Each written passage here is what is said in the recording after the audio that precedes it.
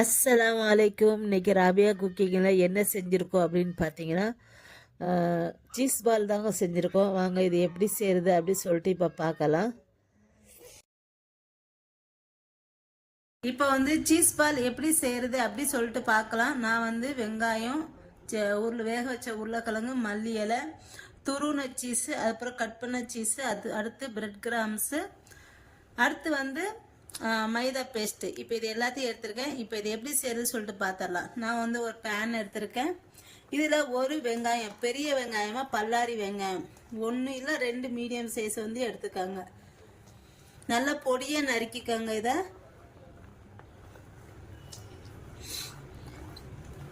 அடுத்து உருளைக்கிழங்கு 3 உருளைக்கிழங்கு நல்லா மசிச்சு எடுத்து வச்சிருக்கேன்னா இந்த வெங்காயத்தை ஃபர்ஸ்ட் நல்லா இப்படி பண்ணிக்கோங்க. பண்ணிட்டு அடுத்து உருளைக்கிழங்கு சேர்த்துக்கிறேன். என்னம்மா அவ்வளோ போச்சு கட் பண்ணு. இப்போ உருளைக்கிழங்கு சேர்த்தாச்சு. உருளைக்கிழங்கு சேர்த்துட்டு அடுத்து மல்லி இலை சேர்த்துக்கிறேன். பொடியை நறுக்கிற மல்லி இலை சேர்த்துக்கோங்க. அது பச்சை மிளகாய் எடுமா. அடுத்து துருவின சீஸ் ஒரு 1/4 கப்பு சேர்த்துக்கிறேன்.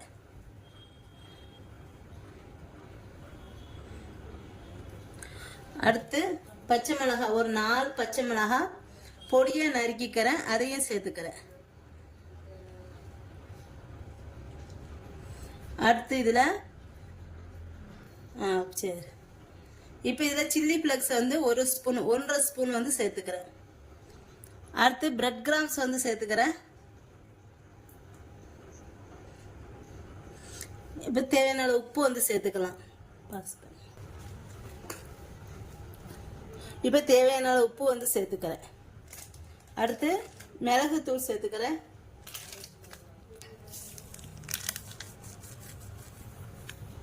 ஒரு 3/4 ஸ்பூன் மிளகுத்தூள் சேர்த்துக்கிறேன். இப்போ சேர்த்துட்டு எல்லாத்தையும் நல்லா மிக்ஸ் பண்ணிக்கணும். இப்போ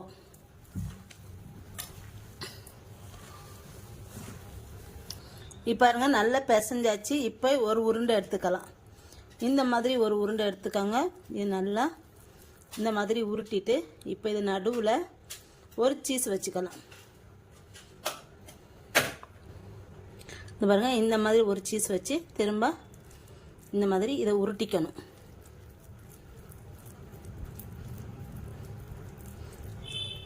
உருட்டிட்டு இந்த பாருங்க மைதா கலந்து வச்சுருக்கோம் பார்த்தீங்களா, இதில் போட்டு இப்படி எடுத்துக்கணும். எடுத்துட்டு அடுத்து பிரெட் கிராம்ஸில் போட்டு இப்படி எடுத்து வச்சு ஒரு மூடியில் வச்சுக்கணும். திரும்ப அதே மாதிரி ஒரு உருண்டை எடுத்துக்கோங்க. கொஞ்சம் சின்னதாகவே எடுத்துக்கோங்க. எடுத்துட்டு இந்த மாதிரி உருட்டிட்டு இப்போ இதில் நடுவில் இந்த சீஸு ஒன்று எடுத்து வச்சுக்கோங்க.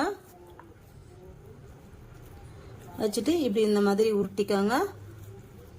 உருட்டிட்டு அதே மாதிரி இந்த மைதாவில் போட்டுட்டு அடுத்து இதே மாதிரி பிரெட் கிராம்ஸில் போட்டு எடுத்து உருட்டி வச்சுக்கோங்க லைட்டாக. இப்போ இது எல்லாத்தையும் எண்ணெயில் போட்டு எடுத்துடணும். ஒரு பேன் ஊற்றி வச்சுருக்கேன். இதில் எண்ணெய் ஊற்றி நல்லா காஞ்சதுக்கப்புறம் இதில் ஒவ்வொரு சீஸ் பாலாக போட்டு எடுத்துடணும்.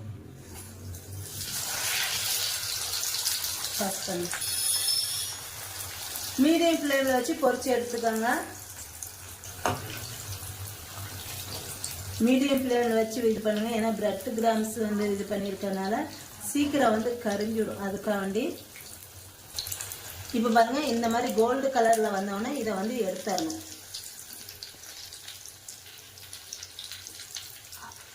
சூப்பரான சீஸ் பால் ரெடி ஆயிடுச்சு. இது ரொம்ப டேஸ்ட்டாக சூப்பராக இருந்துச்சு.